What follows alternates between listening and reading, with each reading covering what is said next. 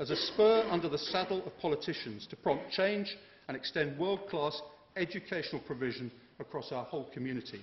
Totalitarian solutions and methods of control are fundamentally inimical to our character and instincts in this country, and we need to prevent an unhealthy monopoly under governments of all persuasions in an area of strategic importance.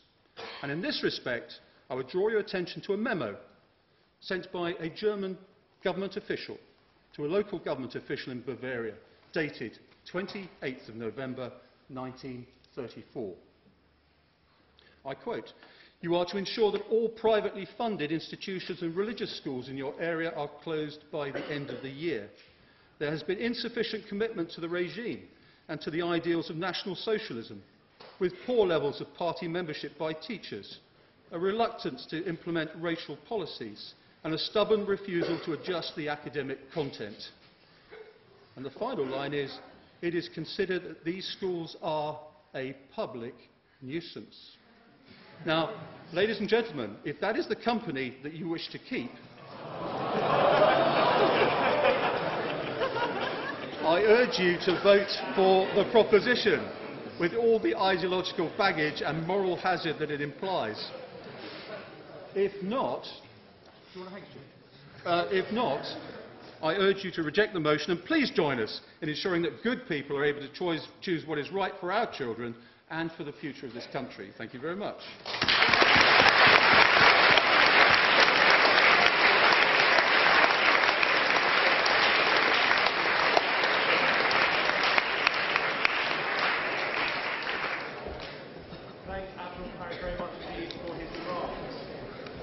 Our next speaker tonight is a representative with Mr. Pike of the Campaign for State Education, also a leader of education activists from Preventive Future and a former advisor to Shuri Blair. To continue the case for the proposition, I'd like to call Fiona Pan.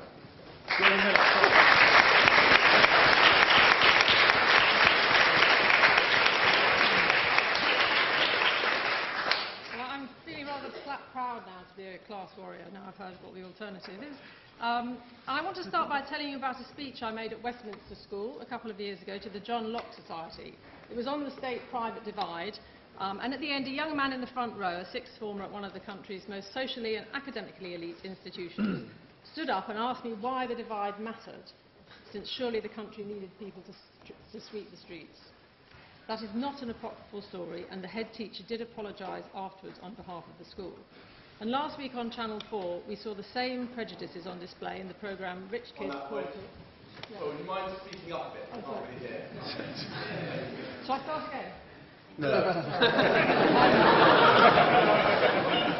Last week on Channel 4, we heard the same prejudices on display in the programme Rich Kid, Poor Kid, when the lives of two girls who lived on the same street but entirely different worlds collided. Alice, the private school pupil, was frank with her views. She felt superior to her state school educated neighbours, who were mostly chavs because they lived in council houses. She had absolutely no connection with them, apart from when, as she put it, they are stealing our bikes. No one is pretending that schools alone can override the huge differences that exist in class background, income and housing inequality. But schools can create powerful bonds that bring young people together rather than divide them. Schools can help to overcome prejudice and the lazy assumptions about class and ethnic background that exist. They can act as a mirror to the sort of society most of us would like to see, and that is a society in which children and young people can share their common humanity rather than see each other as rich, poor, chavs or snobs. Private schools reflect the worst of English and some parts of British society. Children from a narrow class and ability range, and even the Tory party now acknowledges that academic selection damages social justice, are taught exclusively together. They then hog a disproportionate number of places at the top universities and in professions like the law, media and politics. And you referred to the Sutton Trust, and we've got their evidence on that. And that isn't necessarily because their pupils are brighter or better educated, because we know that able children from disadvantaged homes are overtaken in terms of attainment by less able children from more affluent homes even before they reach primary school. The gap then continues to widen, making selective entry more and more of a hurdle for children without money for tuition and without supportive homes behind them. And fee-paying schools can only compound this. Meanwhile, the sorts of children that do well in private schools, by and large, able, with professional, well-off parents, tend to do much the same in state schools, even though these schools have fewer resources. But even then, as the Sutton Trust research has shown, students with identical A-level grades from state schools are being leapfrogged by their peers with the same results from schools that have the money, the expertise and the networks to smooth their paths into the top universities and the top jobs. Point of information.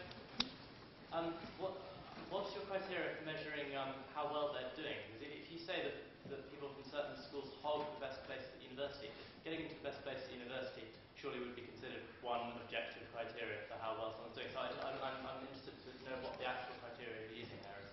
Well, I think if you look at the recent Sutton Trust report about the percentages of pupils at Oxford and Cambridge, in fact the top 13 universities, with identical A-level grades, you would see that even children with the same grades, the students who'd come from independent schools, were taking the lion's share of the places. So basically the measure of how good an education system is simply exam.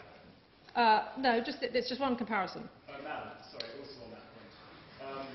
How are you, if you're saying that less intelligent pupils from more affluent backgrounds doing better before they even reach primary school, how are you measuring their academic ability or even intelligence at that age?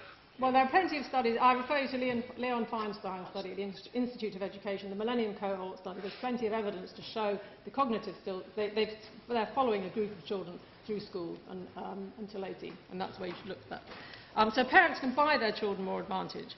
We are frequently told, and we already have been here tonight, that the private sector is inclusive, that it saves taxpayer money, and that it is capable of expertise not found in the state sector. These are all myths. There is both mediocrity and excellence in the state and private sector. The former Chief Inspector of Schools, Mike Tomlinson, has said that the worst of the private sector is worse than anything he ever saw in the state sector.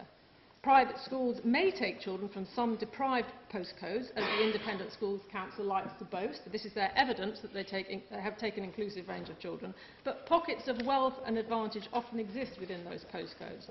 So the child from the inner city borough at Westminster is more likely to be the child of an accountant, a city broker or a lawyer than the child of the street sweeper that his peers so disdain. Yet for the child of somebody on a low income, the child in care, the child eligible for free school meals, or with parents on income support, his chances or her chances of going to a local school will be diminished by the flight of wealthier neighbours into the private sector. So private schools do not save the taxpayer money, they cost the taxpayer dearly. They block social mobility, they cream off able and motivated students and parents from the state system, and reduce every other child's chance of being educated in a real comprehensive school. Point of information. Can you do the maths for me on that? How is it that 5 billion is made up then? What 5 billion? That is given by independent school parents. Where does that money go? What happens to the money of the places in the state system that aren't used by independent? I didn't mention 5 billion, I think. Yes, well I did, and you've just confirmed them.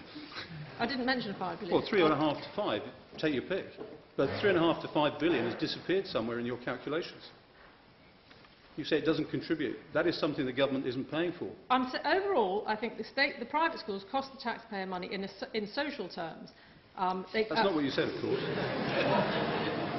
They You cost said in the taxpayer. monetary terms. I didn't say. I said they cost the taxpayer dearly. They sorry. cost the taxpayer because the taxpayer has to live in a society that bears the cost of a divided education But system. independent school parents... Ms. Miller has the floor. Anyway, you Independent referred school to parents are taxpayers somebody as well. referred to Finland, and you then. I'm so sorry.